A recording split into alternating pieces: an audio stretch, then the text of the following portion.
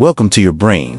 The brain is the most powerful organ in the universe, yet we barely notice its superpowers in action.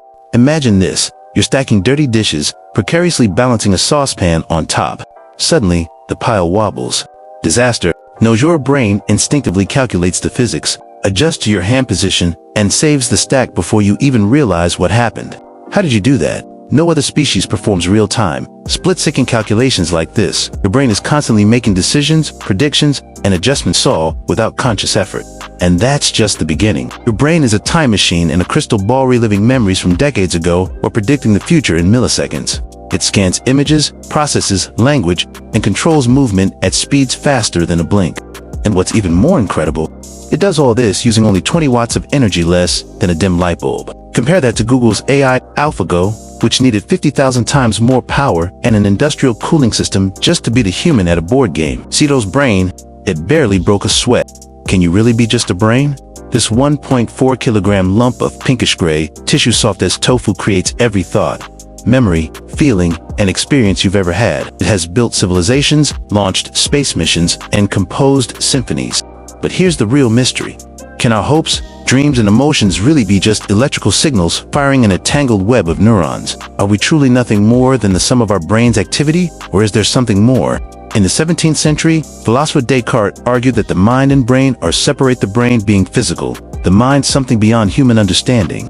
Today, neuroscientists disagree.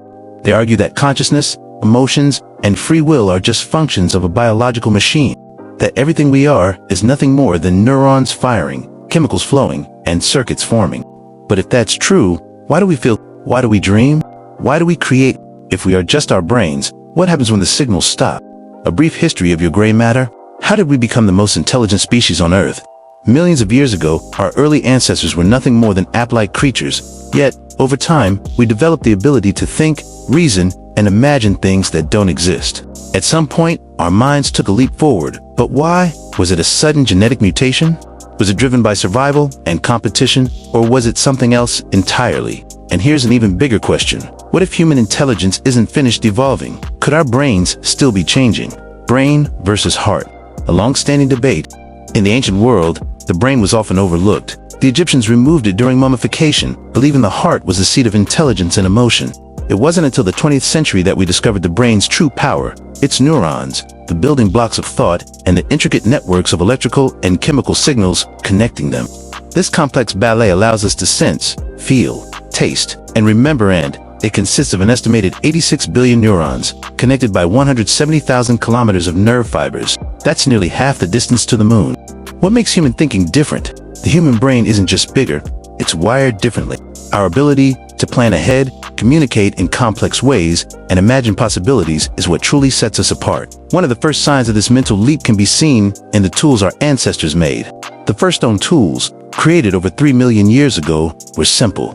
But by 300,000 years ago, humans and Neanderthals were making intricate Laval's tools, which required multi-step planning and instruction-clear evidence of advanced thinking. Yet, despite having similar cognitive abilities, Neanderthals vanished while we thrived. Why? Some say it was because humans had longer childhoods, giving us more time to learn and develop creativity.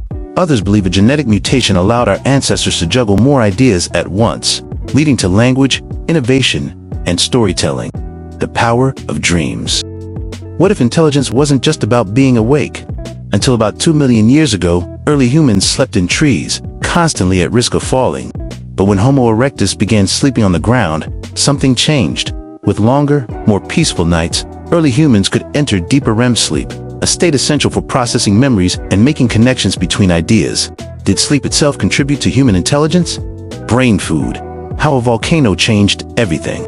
70,000 years ago, the Toba supervolcano erupted, triggering a mini ice age and wiping out most of the human population. With so few survivors, any small genetic advantage like improved cognition spread rapidly.